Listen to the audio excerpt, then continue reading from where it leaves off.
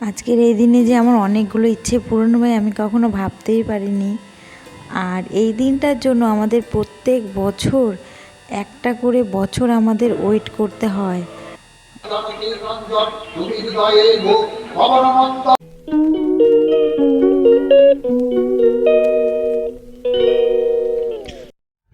তো hello guys, good morning, welcome back to my channel Shila লাইফস্টাইলে তোমাদের অনেক অনেক ওয়েলকাম। তো আমি তোমাদের সঙ্গে আছি শিলা, আর তোমরা যে যেখান থেকে দেখছো আশা করছি তোমরা সকলেই খুব ভালো আছো, আর আমিও খুব ভালো আছি। তো তোমাদেরকে সাথে নিয়ে আমি আমার ভিডিওটা স্টার্ট করছি। আই হোপ আজকের ব্লগটা তোমাদের খুব ভালো লাগবে। আর আজকের ব্লগটা কিন্তু খুব স্পেশাল হতে চলেছে। আমি সকাল থেকে একদম সময় পাইনি, সমস্ত বাসি কাজ একটু তাড়াহুড়োর মধ্যেই করেছি, কারণ যাব এক জায়গাতে, মিছিল দেখব, মিছিল বের হবে, সেই জন্য আমি পুজোর থেকেই আমার এন্ট্রিটা শুরু করলাম। তো তারপরে দেখো ফাইনালি সেই সময়টা এসেই গেল। আমি সকাল থেকে খুবই এক্সাইটেড ছিলাম যে এই মিছিলটাকে দেখবো জন্য। ফাইনালি আমরা সেখানে চলে এসেছি, আর দেখো মিছিলটাও বের হয়ে গেছে। আজ তো রামনবমী, স্পেশাল দিন, আর আজ হলো বজরংবলীর পূজা। এমনিতেই আমার খুব ভালো লাগে বজরংবলীকে, আমি প্রত্যেক বছরই এই পুজোটা করে থাকি। তো তারপরে দেখো সবাই মিলে কি সুন্দর মিছিলে বেরিয়ে পড়েছে, আর আমরা রাস্তার এই পার থেকে দেখছিলাম, কারণ ও পারে ভীষণ রৌদ্র ছিল আর প্রচণ্ড গাড়ি ঘোড়া যাচ্ছিলো। সেই জন্য আমার ইউসোনা আমার সঙ্গে ছিল, সেই জন্য আমি এই সাইডে ছাওয়ার মধ্যে দাঁড়িয়ে দাঁড়িয়ে এই মিছিলটাকে, বিশাল বড় মিছিলটাকে আমি উপভোগ করছিলাম। আর এটা দেখবো জন্য আমি সকাল থেকে বললাম না ব্লগটাকে স্টার্ট করতে পারিনি, কারণ ক্যামেরা করে কাজ করলে তো অনেকটাই লেট হয়।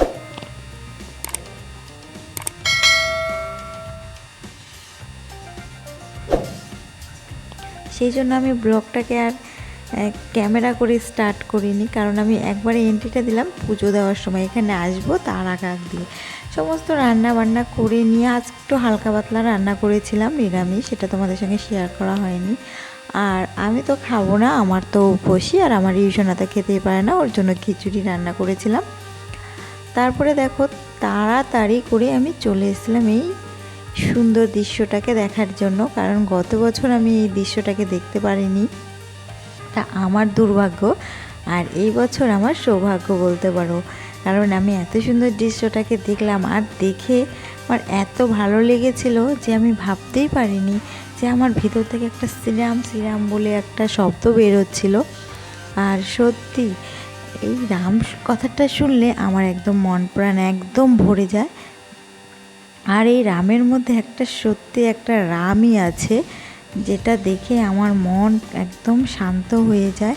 আর দেখো মিছিলটা অনেক বড় ছিল, অনেক বড়, সহজে শেষ হচ্ছিল না, আমি অল্প অল্প করে করেছিলাম। আর রাস্তাতে প্রচণ্ড জ্যাম পড়ে গিয়েছিল, কারণ এই সাইড থেকে আমি যেহেতু করেছি খুব গাড়ি ঘোড়া যাচ্ছিলো, আর সবাই দেখো খুব সুন্দর করে নাচ গান করছিল আর এনজয়ও করছিল। আমরাও এই পাশে দাঁড়িয়ে খুব এনজয় করছিলাম, সবাই জয় শ্রীরাম করে নাচ গান করছিল।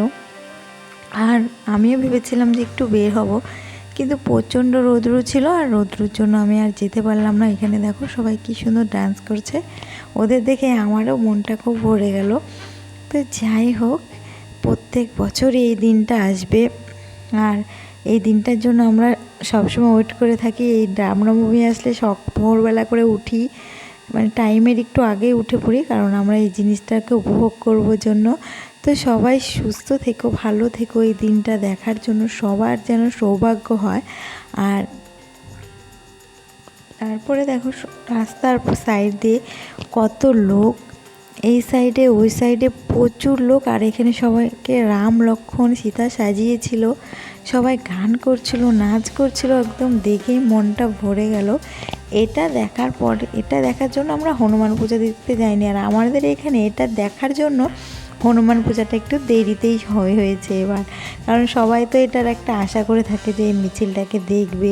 দেখো কত লোক হয়েছে, একদম লোকগুলোকে দেখেই মনটা ভরে যায়। আর আমার ইউসোনা তো ডান্স শুরু করে দিয়েছিল, কারণ ও বাজনার আওয়াজে ভীষণই আনন্দ পায়। আর আমারও মনে হচ্ছিল যে আমি ওখানে গিয়ে পার্টিসিপেট করি, কিন্তু আমার রিউশনে যেহেতু ছোট, সেই জন্য আমি আর যেতে পারিনি। এখান থেকে আমি উপভোগ করছিলাম। এটা আমাদের গোটা রায়গঞ্জ শহরের ঘুরবে, এটা বলতে আমার গর্ব হয় যে আমি একজন হিন্দু, আর রাম ভক্ত হতে পেরে আমার তো আরও বেশি গর্ব হয়।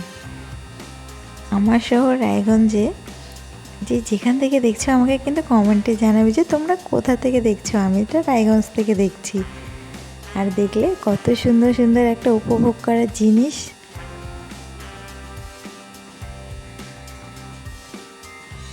তো তারপরে আমাদের মিছিল দেখা শেষ হয়ে গেল, আমি তাড়াতাড়ি করে বাড়িতে চলে গেলাম।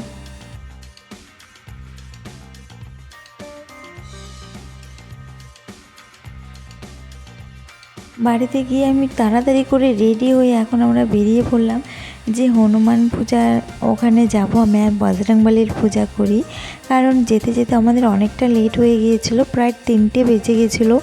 কারণ মিছিলটা দেখে আসার পরে আমি আমার বাবান সোনাকে খাইয়ে ঘুম পাড়িয়ে দিয়ে তারপরে পুজোর জন্য রওনা হচ্ছে। কারণ এই রোদ্রুর মধ্যে ওকে আর এই মাঠ দিয়ে আর নিয়ে যাবো না, কারণ ওর শরীরটা এমনিতেই ভালো না। আর পেছনে দেখো পুরোটাই তেজপাতার বাগান, আর ভিউটা দেখো কি সুন্দর। কিন্তু আমাদের বাড়িতে একটু ওই সাইডে এই সমস্ত দেখা যায় না, পিছনের দিকে এটা।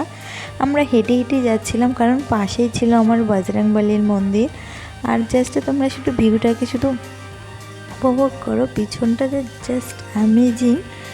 আর সামনে দেখো কি সুন্দর সবুজ প্রাকৃতিক, যেন আমাকে ডাকছে। তো আমরা 3জনে মিলে চলে গেছিলাম, আমার যা, বড় যা আর আমার ভাস্তি পিয়া, সবাই মিলে আমরা একসঙ্গে বেরিয়ে পড়েছিলাম। আর দেখো এখানকার সবুজ ঘাসে ঘেরা রাস্তাগুলো, মাঠ দিয়ে আমরা যাচ্ছি। ওইদিকে রাস্তা আছে, কিন্তু রাস্তা দিয়ে গেলে অনেকটাই ঘোরা হবে, সেই জন্য আমরা মাঠ দিয়ে যাচ্ছি। সামনে একটা পুকুরও ছিল। আর এখানে দেখো, এখানে আমার একটা ভোলা বাবার একটা মন্দিরে ছিল, আর এই সাইডে ছিল কত ভুট্টা গাছ, প্রচুর ভুট্টার জমি। তারপর ফাইনালি আমরা সেই জায়গাতে পৌঁছে গেলাম। এসে দেখো আমরা মন্দিরের ভেতরে এখন ঢুকবো, আর এটা হচ্ছে মন্দিরের গেট। আর দেখো প্যান্ডেলটা কি সুন্দর করেছে, মনে হচ্ছে স্বয়ং এখানে বজরংবলী আছে। আর এই মন্দির ভীষণ জাগ্রত, এখানে যদি বাবার কাছে কিছু চাওয়া যায় মন থেকে, বাবা সেটা অবশ্যই পূরণ করে। তো তারপরে দেখো আমরা এখন মন্দিরের ভেতরে চলে এসেছি, এখনও পুজোটা স্টার্ট হয়নি। ঠাকুরমশাই সমস্ত কিছুকে রেডি করছে, রেডি করার পরে তারপরে পুজোতে বসবে। তারপরে এখানে সাইডে দেখো আমার ভোলা বাবারও একটা মূর্তি আছে, মন্দির, এখানেও পুজো দেওয়া হবে। আর আমার এখানে পুজো দিতে তো খুবই ভালো লাগে না, মাইক টেক সব রেডি আছে। তারপরে দেখো এখানে একটা নিম গাছ আছে। কোনোবার কিন্তু এই পুজোটা হয় না, কিন্তু আমার একজনকে আদেশ করেছে যে এখানে প্রথমে আগে নিম গাছটার পুজো করতে হবে, তারপরে বাবার পুজোতে বসতে হবে। তো সেই জন্য ঠাকুরমশাই সবার প্রথমে আগে ঘরটট বসিয়ে নিয়ে আগে নিম গাছটাকে পুজো দিচ্ছে। এইবারই প্রথম শুরু হলো পুজো দেওয়ার নিম গাছে, কারণ বাবা যেহেতু আদেশ করেছে যে নিম গাছটাকে আগে পুজো দিতে হবে, সেই জন্য এখানে সবাই মিলে বসে আছে। এসে সবাই হাত পা ধুয়ে বসছে। আর নিম গাছটাও অনেক বড়, আর এখানে আসলে মনে হয় একটা শান্তির জায়গা। কি যে শান্তি, এত গরম রৌদ্র বাইরে, এখানে এত তারপরে এখানকার নিম গাছে পুজো দিয়ে এসে ঠাকুরমশাই আবার এখানে বজরংবলীর পুজোতে বসছে। পুজোটা অনেকটা হয়ে গেছে, এখন হনুমান চালিসাটা পাঠ করছে। আর বাবার মূর্তিটাকে দেখো কি সুন্দর লালে লাল হয়ে আছে, কারণ বাবার তো লাল খুবই পছন্দ। আর আমি প্রত্যেক বছরই এই পুজোটা দিই। তারপরে এখানে এসছে ভোলা বাবাকে পুজো দিতে। তারপরে ঠাকুরমশাইয়ের পুজো দেওয়া হয়ে গেলে তারপরে এক এক করে সবাই ভোলা বাবার মাথায় জল দেবে। যেখানে বালতির মধ্যে সমস্ত কিছু ভোলা বাবার স্নানের জলটাকে রেডি করে নিয়েছে, আর এখানে ফুল টুল সব নিয়ে নিয়েছে।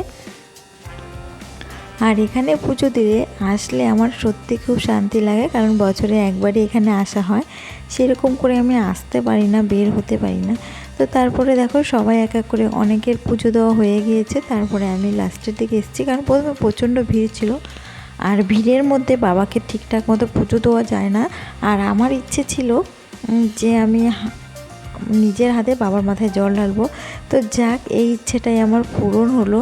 আমি এটার জন্যই খুব চিন্তিত ছিলাম যে আমি পাবো কি না, কারণ অনেকটা ভিড় ছিল, সেই জন্য আমি সাইডে দাঁড়িয়েছিলাম। তারপরে দেখো ফাইনালি আমার ভোলা বাবা সেই ইচ্ছাটা পূরণ করে দিল। আমি কোনো কিছু আমার ভোলা বাবার কাছে যাবো আর আমার ইচ্ছা পূরণ হবে না, এটা কখনো হতেই পারে না।